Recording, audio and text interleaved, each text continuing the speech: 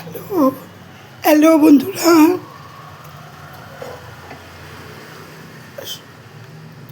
সবার জন্য এই যে গলাটা বসে গেছে, তো এই জন্য একটু অসুবিধে হচ্ছে।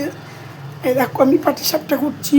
এই যে একটা করে রেখেছি, এই যে এখানে ময়দা দিয়ে আর চালের গুঁড়ো দিয়ে এটা একটা ব্যাটার তৈরি করে নিয়েছি। এখানে ক্ষীর আছে আর এখানে হলো ঘি গরম করে নিয়েছি। এটাই একটা প্যান বসিয়ে দিয়েছি। এই দেখো একটা প্যান নিয়ে একটা বেগুনের মুখটা নিয়ে এই একটা তৈরি অলরেডি হয়ে গেছে। এবার এই ব্যাটারটা এটার মধ্যে দিয়ে দেব, বুঝতে পারলে? এর ভিতরে আতপ চালের গুঁড়ো আর একটু ময়দা আছে, অল্প ময়দা, আর কিছু নেই, কিন্তু এটা দিয়ে করছি। দেখো বন্ধু, এটা পাটিসাপটা কালকে করেছিলাম মুগের পুলি, আজকে এই পাটিসাপটা।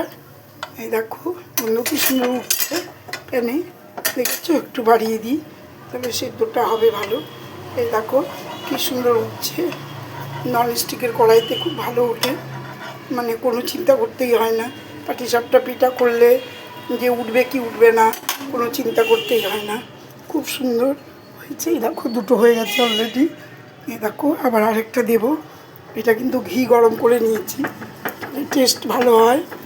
আর গন্ধওয়ালা আতপ চাল গুঁড়ো আর ময়দা, এতে তো টেস্ট ভালো হবেই, দুধ দিয়ে মেখেছি। দেখো বন্ধুরা একটু ছোটো ছোটো করেই করছি। আমার গলাটা কালকের তুলনা আজকে একটু ভালো হয়েছে। সবসময় লবঙ্গ দিয়ে রাখছি মুখে, এই অবস্থা। ভীষণ ঠান্ডা লেগে গেছিলো, কলকাতায় গেছিলাম তো, ওখানে ঠান্ডাটা লেগেছে বন্ধু। কি করব, বাড়িতে বসে বসে বোর হয়ে গেছি, আর ভালো লাগছে না। তাই বলছি যে একটু পিঠে তৈরি করি, 2-4টা।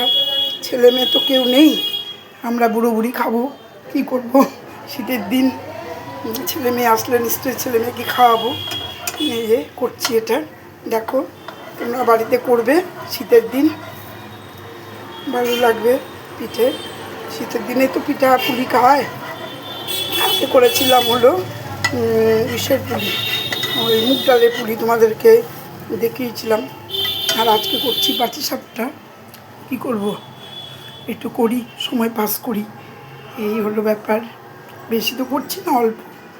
ঠিক আছে বন্ধুরা, এভাবে প্রত্যেকটা করে নেব পরপর। এটা তো সোজা, সবাই জানোই এই পিঠের করাটা সবাই। আমি একটু করলাম, তাই একটু ভিডিও করে তোমাদের সামনে একটুখানি তুলে ধরলাম, এটাই আর কি, তাছাড়া কিছু নয়। সবাই জানো। খেতে একটু উল্টে দিলাম, এদিকটা একটু ভালোভাবে সেদ্ধ। ঠিক আছে তাহলে বন্ধুরা, রাখছি। হ্যাঁ।